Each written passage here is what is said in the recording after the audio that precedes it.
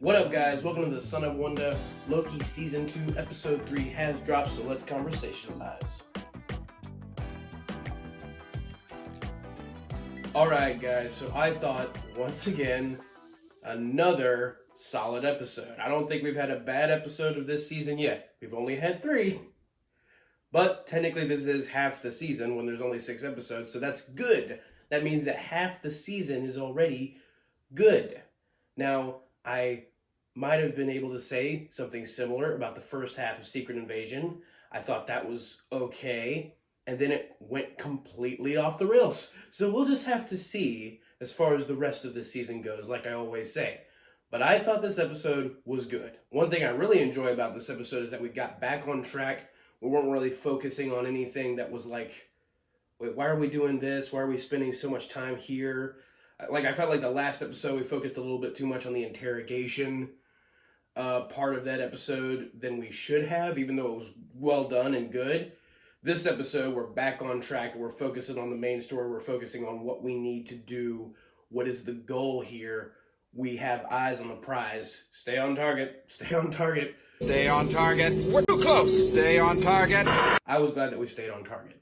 So, getting into spoilers, so be warned.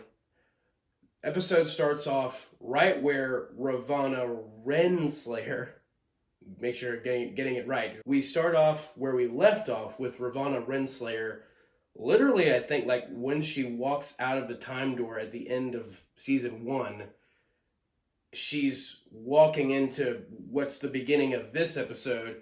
She's walking into 1868, I believe. And she's in Chicago in 1868, so it's, very old-timey Chicago, old-timey feel. In fact, the intro for, like the Marvel Studios intro, they always have the music, like the dun, dun, dun, dun, dun, dun, dun, like all that stuff. They redid the music to sound like old-timey 1800s kind of, so they just did it with like a piano, an old piano, so it sounded really cool and fun. And that reminds me of the stuff that Marvel, they've always had some cleverness concerning that this stuff they used to do reminds me of some of the stuff back then, so it was nice to see some of that cleverness come out again. But Ravonna meets up with Miss Minutes, because she and Miss Minutes had been working together toward the end of the last season to try and find Ravonna was trying to find who was behind the TVA. Miss Minutes already knew. But she and Miss Minutes meet up, and Miss Minutes tells Ravonna to put this package in this random window in this random house in the city. And Ravonna's like, you brought me all the way here just to put a package in the window? And Miss Minutes is like, don't worry, we'll be fine. And apparently, the whole goal of this is to... Miss Minutes says that apparently before He Who Remains was killed by Sylvie in the finale of the last season, of season 1, he had set up a plan. He had made a plan in place to where he would still end up on the throne at the end of time if Miss Minutes did what he asked, which was putting this package in this window, in this house. And just that one act would lead to all of these events basically playing out to where He Who Remains still wins. I found that very interesting because He Who Remains said in the finale of season 1 that he said to Loki and Sylvie that he didn't know, there was a certain moment in time where after that, he didn't know what was going to happen. Every other moment in time, he was like, yeah, I know for sure when this was going to happen, but there was a specific moment in time when he was talking with Sylvie and Loki where he was like, oh, I don't know what's going to happen anymore. So it's weird how this whole time thing works, because for the audience, that whole conversation that Sylvie, Loki, and He Who Remains had in the finale of season 1 happened in the past. But since in Loki it's all about time, so there's really no, you could say this happened in the past, but it doesn't really matter because they're always hopping from past to present to future and all that. Yet they're still at the end of time in the finale of season 1 when Loki and Sylvie and He Who Remains are talking to each other. So it gets very confusing and it's just weird. But what I gather is that even though He Who Remains didn't know what was going to happen in the moments leading up to his death, he knew what was going to happen still on the sacred timeline. He knew how certain events might play out. So he clearly made this whole thing, this whole plan. He had Miss Minutes do this whole thing to where he would still have insurance that his control would be maintained despite whatever happened with Sylvie and Loki, if they killed him or if they didn't. And of course, Sylvie did end up killing him. But I feel like that shows his I don't know what you'd call it, his strategic mind, that he's not so willing to leave things up to chance, that he still wants to have a hold on things. He wants to have some sort of control. Like he's always one step ahead. He's always planning ahead. Sort of like the bad guy version of Batman, but not nearly as, awesome as Batman, but he's sort of like the bad guy version of Batman. In that sense, that he's always got his wheels turning. It's like, how can I move here to where even if I lose in this one way, I can win in the other? He's got that kind of brain, which makes him more of a mastermind, which makes him more of an intimidating, menacing bad guy. And he certainly was a menacing bad guy in his own way. Jonathan Majors played him really well in the finale. And speaking of Jonathan Majors, that's what this whole episode is about, is one of He Who Remains variants, like one of the many variants that have been hyped up this whole time that He Who Remains talked about in the finale of the last season. All his different variants, we're expecting, a bunch of Kangs, but in this episode, we meet one of his variants named Victor Timely.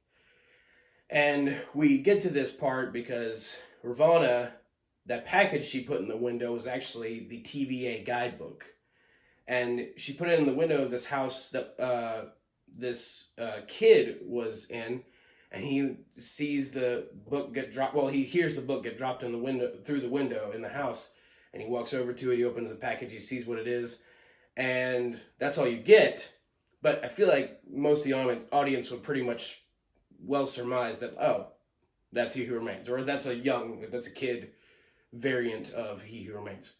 And so, meanwhile, back at the TVA, Loki and Mobius and Casey and Hunter B-15 and Obi are all trying to figure out how to fix the temporal loom, because it's still overloading. Even though all the branches most of the branches, or a lot of the, I don't know how many, a lot of the branches of branch timelines in the last episode were destroyed by General Dox, they're growing back apparently. So that's how crazy this whole multiverse thing is that even if you destroy these branches, there's still more branches that come up.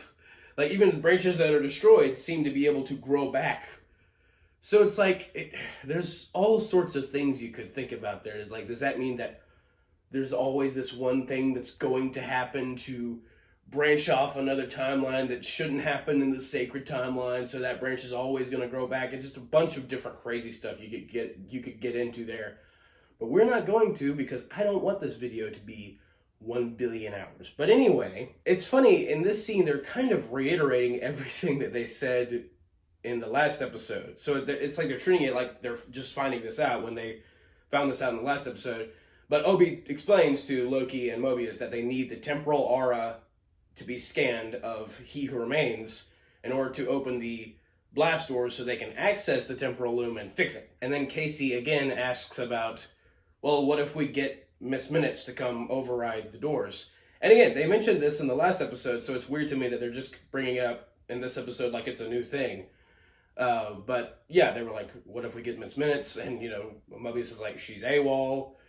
And again, they play out the same, it plays out the exact same, like, well, we need to get her back. Loki and Mobius realize that if they find Ravonna, because they knew Ravonna was working with Miss Minutes, so if they find Ravonna, they probably find Miss Minutes. So Loki and Mobius go to 1868, and they don't see anything, because they got 2 hits on the tin pad. They got one that told them that Ravonna went to 1868, and then they got another one that said Ravonna went to 1893 after that. So they go to 1868 first. They don't find anything. They're literally there for like 0.1 seconds. And then they go to 1893. And this is where the main episode happens. The core of it does. And they end up at the Chicago World's Fair. And they really do a good job with the design of the 1800s feel. They really try in the entire episode to, like, all the music and the obviously the set design and all that. It's very old-timey 1800 stuff. So props to the all the people who worked on this show. They really got that vibe going on. And Loki and Mobius continue to try and find Miss Minutes and Ravonna. And then Loki sees this sign that says the name Victor Timely and some kind of temporal presentation, some presentation that he's doing involving time. And Loki and Mobius is like, well, that's definitely not a coincidence. We need to check that out. So they go to the presentation, and it's a big crowd of people, and Ravonna and Miss Minutes are also there. And so this is where we get to the actual Kang variant part of the story. And we see Victor Timely, Jonathan Majors, playing a variant of He Who Remains / King the Conqueror as this new character named Victor Timely.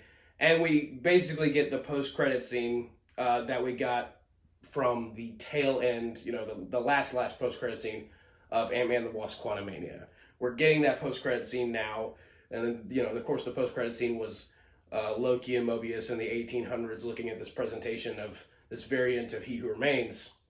And we get that exact same scene. But it's also in this presentation that we really get, and just this continues for the whole rest of the episode, we really get some great, showmanship, and, we get to really see the acting chops of Jonathan Majors, because one thing that really impressed me about this episode is that it shows how they really got... I know there's all this controversy with Jonathan Majors because of allegations and whatever, but it's like, I don't want to talk about that just because it's like he as an actor did such a good job in the series. It's the same way I thought about Ezra Miller in the Flash movie. It's like, I have no comment on the real world stuff that's going on with these two actors. Or any actor with controversy, if they do a good job in their show or in their film, I'm going to say they do a good job. And I think Jonathan Majors did a phenomenal job at, so far in the MCU, really capturing just completely different sides of these characters. He's played 3 main characters now that have actually done stuff in the MCU. He's played He Who Remains, he's played Kang the Conqueror, and now he's played Victor Timely. And all 3 of them are very, very different people. He Who Remains has more of a casual but yet still sincere attitude, while Kang is just straight up intense and evil. And then this new guy, Victor Timely, is very eccentric and quirky. He has this specific stutter that he can't really get all his thoughts out clearly, but he knows what he wants to say. It's very much like a mad scientist, but he's not cruel. He's not evil. He's maybe he's sort of a con artist as well. So he's not perfect, but he's also not, he's harmless. He's not, he at least he seems harmless. He doesn't seem like a threat. And I really like that they decided to go with this whole idea of basically saying that not all the variants of one person, especially in this case, He Who Remains, not all the variants of this guy are evil. Not all of them are cruel. And, He Who Remains basically even said this in the finale when he was describing his variants in the finale of season 1. So it is interesting to see this new variant where we've only seen the ones that have some kind of menace to them, this one that doesn't. And yet still you have that little bit of feeling of this guy's gonna become intense. Or you got that feeling he's gonna become menacing, he's gonna become powerful. But right now he doesn't seem like that overtly. And I really think that adds to the character of Kang / He Who Remains, / all these other names. I really think that adds to the mainline character as a whole, because they're all still the same person. They're just all different versions of the same person. And so it's a really cool idea to explore these different facets, and it adds a lot of nuance to this one villain. And there's a lot of weight that comes with that when you explore it in the ways they're exploring it. And it's kind of funny how complex I feel like this story that they've created is. And like I said in the last video, I'm just wondering, where is this in the other MCU projects?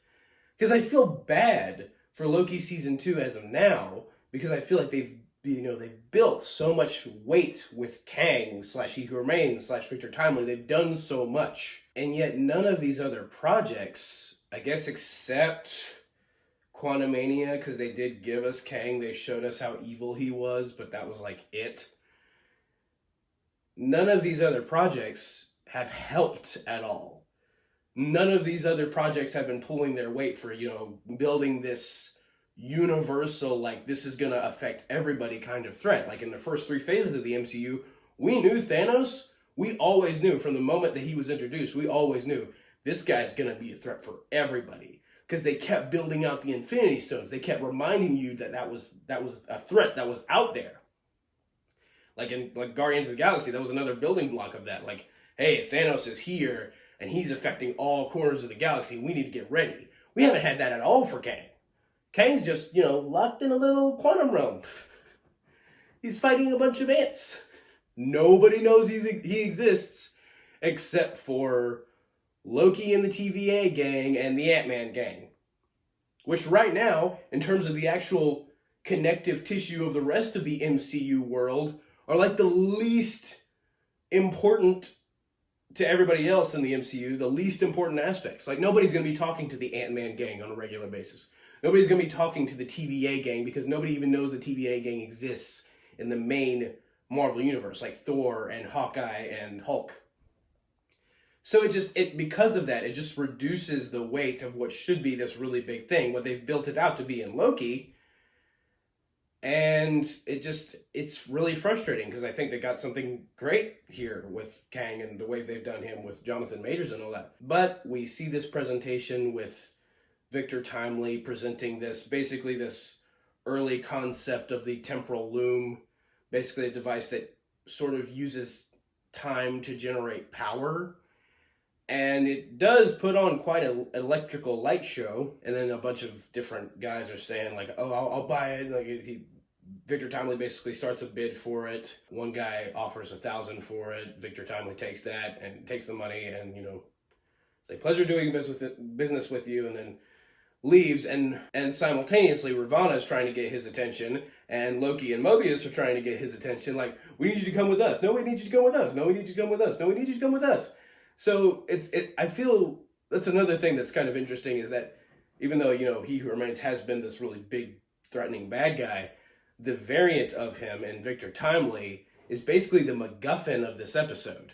And because of that, you kind of feel bad for him because he really has no idea what's going on. He has no idea why everybody seems to be needing him and wanting them to come with them and wanting him to come with them and all this stuff. And he's like the victim in this whole story, in this whole scenario.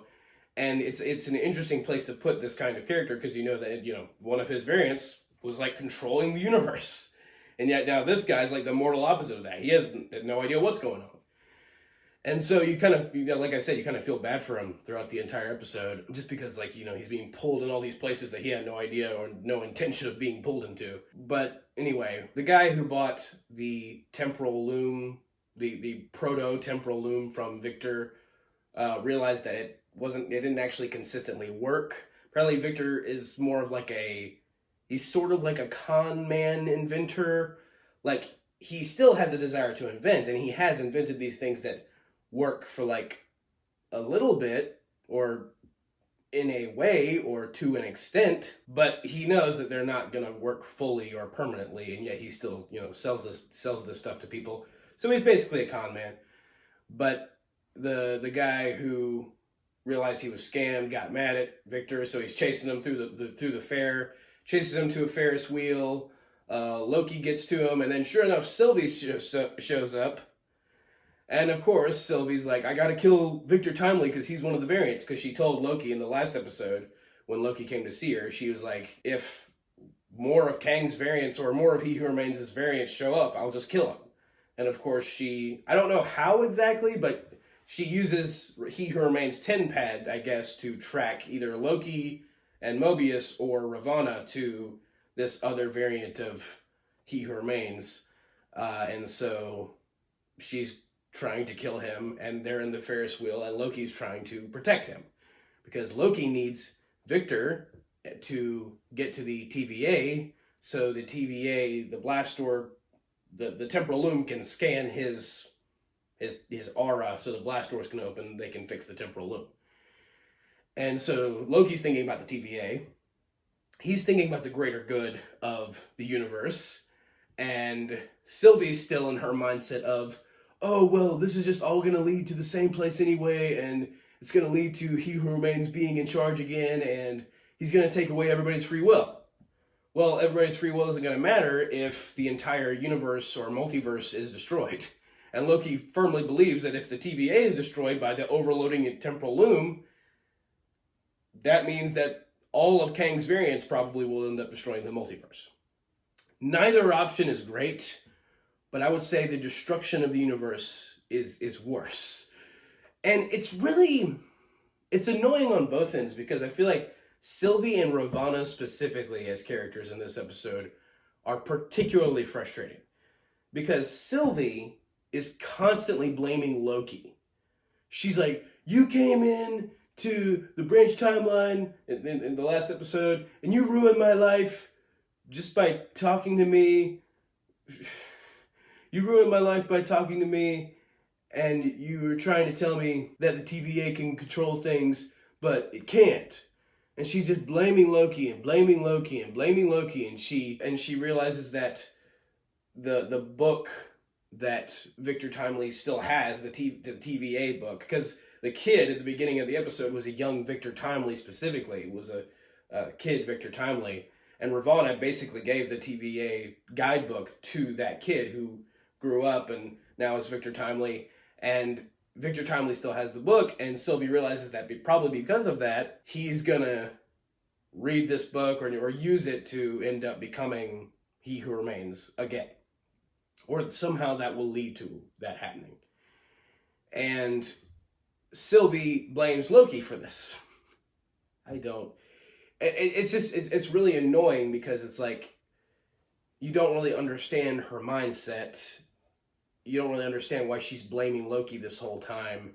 And I don't know if that's a writing error or if that was intentional for her to be this just so dead set on, oh, Loki, it's all your fault. Why did you do this? Why are you still with the TVA? You care about the TVA more than you do anything else. Now, Loki. It's like, shut up. Meanwhile, you got Ravonna talking to Mobius, and she's just so like, oh my gosh, she's just the worst. She's so arrogant. And she's so butthurt about Mobius. And she's like, and she said this the same thing in the finale of the last season. She's like, oh, you betrayed me. You decided to team up with the Lokis instead of me, even though I was your friend for eons. And you don't get to tell me what to do because I'm finding my own path and I had to be the leader of the TVA and nobody thanked me for it. And she just comes off as so whiny. And it's the same thing as Sylvie. It's just like, look in the mirror. just look, do you hear yourself right now? And again, I don't know if I necessarily I don't know if the writers are aware of how messed up or at these characters' thinking is. I hope they are, but if they're not, I do feel like that's kind of a flaw. It's like, Ravonna especially, she just comes off as so whiny to Mobius and just always thinking about herself, and it's just like, oh, look what I've done, look what I've gone through, and it's just, it's annoying. But anyway, Sylvie still wants to kill Victor Timely. Miss Minutes causes a distraction. Ravonna is able to get Victor Timely out of there, and they go to, I guess, his temporary apartment or whatever. I didn't exactly get what it was. And he shows Ravonna one of his inventions. And you can tell that there's some bonding happening between Victor and Ravonna. And what's interesting is that basically from this moment on, the episode really isn't... This episode really isn't about Loki or Mobius. It's actually mostly about Victor Timely, and Ravonna is also pretty much the main side character. And I really enjoyed that we got to have... This episode's a longer episode. It's the longest episode of this season thus far. And I thought that was great because it gave us some time to spend with these other characters and the villains specifically, who we get some time to flesh the villains out a bit more, like get more info on their psyche and the way they think about things and stuff. And again, I don't know if Ravonna was meant to come off so whiny, but Ravonna basically gives Victor Timely the rundown of like, okay, so there's a bunch of different other versions of you out there. You are actually, one of the other versions of you is a guy named He Who Remains, who basically controlled the universe until Sylvie killed him, and now the universe is in chaos, and we need you to help come fix it. That's basically the gist of it. And even though that's all would be to a normal human, be like, what did you just say? He takes it as, this is basically what I've imagined my life to be this whole time. Like, all my life, I've imagined my life to be like that. And it shows that this guy's definitely has some potential to become either this really great being or this really terrible monster. The fact that he's not really fazed by this crazy thing that she's telling him. And also throughout all of this, you get this feel that Miss Minutes has some ambitions of her own. That's like, she's always has like just these little, like, these facial expressions or stuff she'll say in the scene to let you know that, oh, she's got something that she wants herself. And they end up going on this boat to get to his lab because Victor needs this one particular prototype that he just invented that he feels will be able to help the TVA, the temporal loom thing. Because Ravonna still wants to fix the temporal loom, just like Loki and Mobius do, even though they're not working with each other. I don't really understand that. I think Ravonna just wants all the power for herself. She wants to be the one to... She thinks so highly of herself that she thinks that she can just fix the TVA, and she wants to be the savior of the TVA, basically. She wants all the credit for it. And so Victor and Ravonna and Miss Minutes go on this boat to go to his lab in Wisconsin, and they have a very interesting conversation, very well acted conversation, where Victor tells Ravonna about his device, that it's apparently called a throughput multiplier. And it basically, the long and short of it is, it can fix the temporal loom. So if he can get this to the temporal loom at the TVA, he can fix it. And he said that he's been inspired by this book, the TVA guidebook, and that it's basically defined his life. And he said he likes to think of it as a correspondence between him and the author, Ouroboros, OB.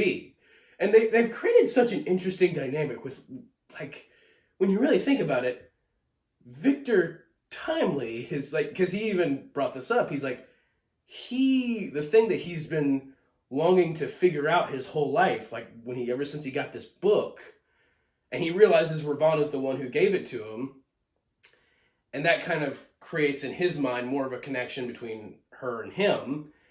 And this thing that he's been aspiring to figure out his whole life, he basically created in the first place, or another version of him did. So they've got like this whole like full circle dynamic thing going on, and I really hope that they can pay this off true to the end by the end of all of this, because they really got something good and interesting and complex going on here. But you can tell Victor feels this romantic love for Ravonna pretty quickly. And I really thought that they were setting this up because in the comics, Kang the Conqueror, his girlfriend is Princess Ravonna. Or I don't know if it's necessarily his girlfriend. I think it's the girl that he loves, that he's interested in. I don't know if she shows interest in him in the comics particularly. I'm basing my knowledge off Avengers Earth's Mightiest Heroes, and in Avengers Earth's Mightiest Heroes, that cartoon, awesome cartoon, go check it out. But in that cartoon, he is in love with her, and she's in love with him. So he seems to express this love to her. He I don't know where he got that. I think he turns one of the book pages or something, or one of the pieces of paper he has into like a flower shape and gives it to her. And I guess she's not picking up on his hints because she's just like, oh, I have high hopes for this partnership. And then immediately that's basically to Victor's ears, that's like, oh, friend zone. She just friend zoned me. Crap. I've been friend zoned.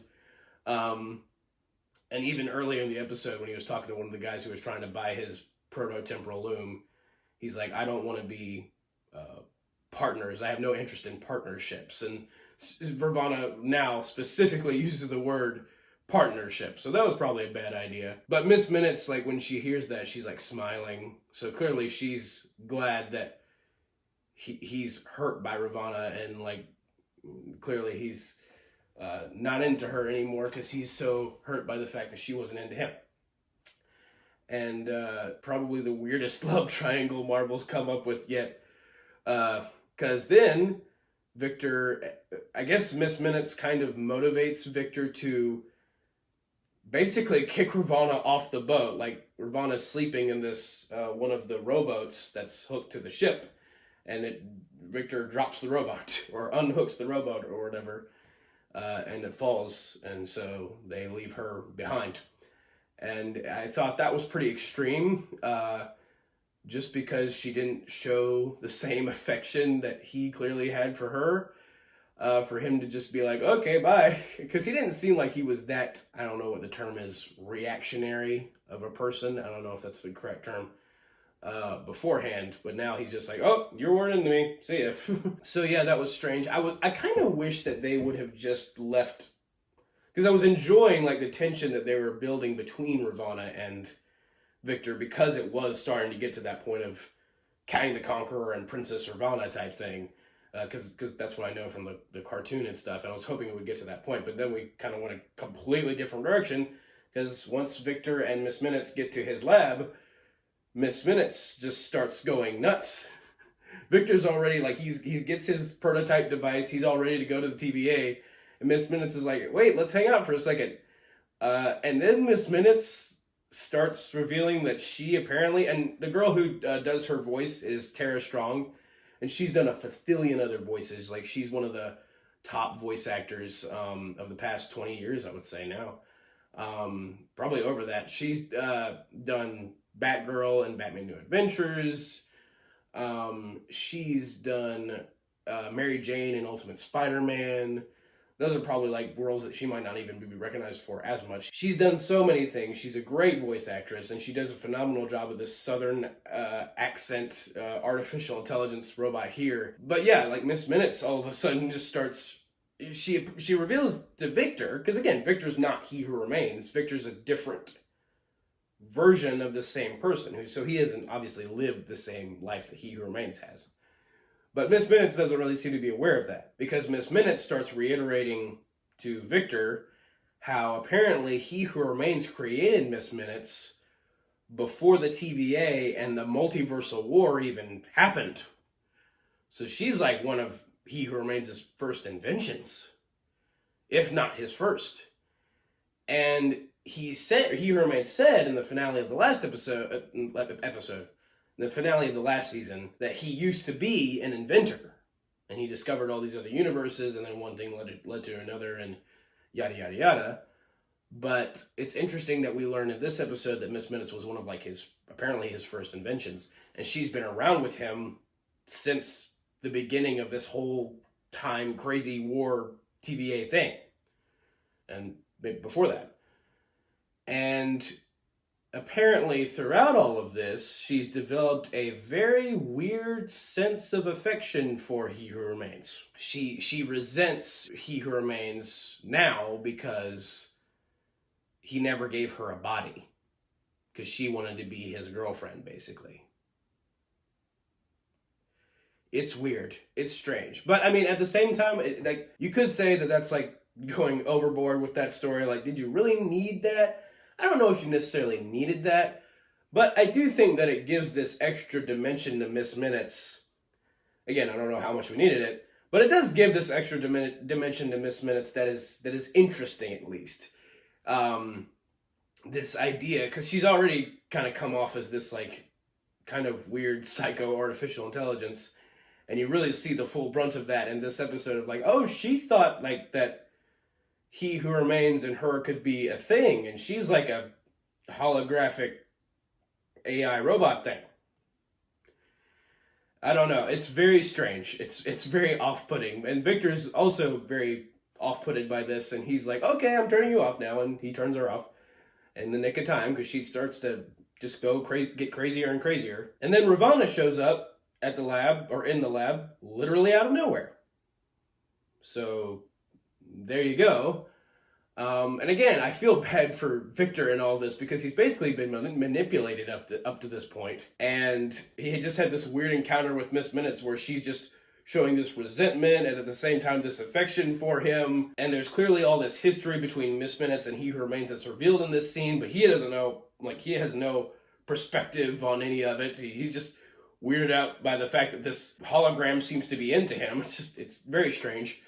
But once all that's settled, Ravonna shows up. She threatens Victor with a giant electric gun and basically just says, "You listen to me now, I'm tired of all this mess." And she's like, "I've been tasked with this mission by He Who Remains, not you." And so she really just seems to be trying to restore the TVA to what it was, and she's trying to get Victor to become He Who Remains, which is the exact opposite of what Sylvie wants to happen. Speaking of which, Mobius and Loki and Sylvie end up coming in the lab. Well, Mobius and Loki come in first, and then that's when Ravonna gives her big speech about, "Oh, I was the leader of the TVA, and you shouldn't be lecturing me on how I've lost my way. I haven't lost my way," and it's just very whiny, very whiny. But then Sylvie stops her whining, and she starts to try and kill Victor Timely. And Victor Timely actually manages to temporarily convince her. He's like, "I'm not the same guy that you're afraid of and that you're trying to kill.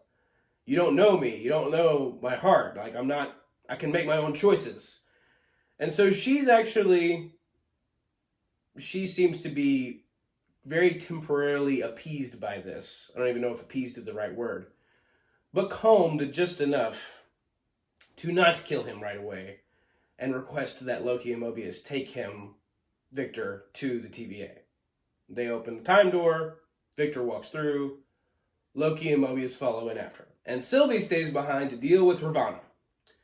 And to be quite honest, I was really hoping Sylvie would just end it right then and there with Ravonna, because I was just kind of done. I was like, oh my gosh, Ravonna's the worst. End her now. But this doesn't happen. Instead, Sylvie just basically realizes that Ravonna has just wanted power this whole time, and she wants to be the one at the throne at the end of time, on the throne at the end of time. And Sylvie's like, well, be careful what you wish for, and she just loves kicking people through time doors, apparently. And she kicks Ravonna through a time door into the end of time castle. He Who Remains' castle at the end of time. Which is the exact opposite of what she did to Loki. She kicked Loki out of the castle. Now she kicks Ravonna into the castle. And somehow Ravonna got the thing that turns Miss Minutes on, and she turns her back on when she's at the castle. And then Miss Minutes says, well, I assume she means Victor. She says he, but I assume she means Victor. Victor shouldn't have made an enemy out of someone who knows all his secrets. Of course, she's talking about herself, because Miss Minutes has been with He Who Remains since the beginning. And she says she knows a particular secret about Ravonna, but if she tells her, it's going to make Ravonna really, really angry. I have no idea what this secret could be. I got nothing. We do know that there's still an unanswered question about what the mess was all about the conversation that was heard between He Who Remains and Ravonna, the one that Loki heard when he had gone to the past TVA way in the first episode of season 2. 2 of my review videos ago, he had turned on this recording and he heard this conversation between Ravonna and He Who Remains. And He Who Remains is talking to Ravonna like, "You're quite a marvel. I'm proud to be working alongside you. I'm really glad you're on my team." And it's interesting that conversation has already taken place, and that they've set up the dynamic that they have in this episode between Ravonna and Victor Timely, and the fact that in the last episode, when Loki was telling Mobius and Hunter B-15 and Casey what he heard, that recording that he heard, he said it sounded like they were partners. Ravonna and He Who Remains are partners. I find it interesting that he specifically used the word partners, considering that's the word that, or part of the word that basically put Victor Timely in this episode, that put him off the idea of pursuing a relationship with Ravonna. And so, yeah, they really constructed this whole crazy dynamic. But it really was a weird love triangle between Miss Minutes, Ravonna, and Victor there for a second. That was very, very strange. But anyway, that's the end of the episode. And yeah, we didn't really get a ton of Loki and Mobius in this episode. It was pretty much just about, well, not just about, but a lot about Ravonna and her relationship with Victor and her expectations as far as, who's going to become He Who Remains and all that. And I mean, Sylvie isn't entirely wrong when she says that basically this is all going to end up leading to where it began. And I have a feeling that this is kind of always what happened. Because even the way He Who Remains described it in the season 1 finale to Loki and Sylvie about how he used to be a scientist and he discovered that there were other worlds or other universes, and he started inviting these other variants to come like hang out and make new technology.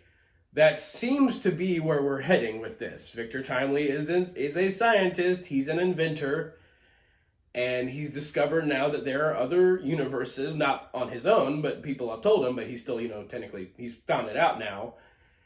And it just seems like this was always meant to just come full circle. Now, how Secret Wars is going to play into all of this, I have a feeling Secret Wars is probably just going to Avengers Secret Wars is going to end up becoming the culmination of the multiversal war that has been constantly talked about throughout this series.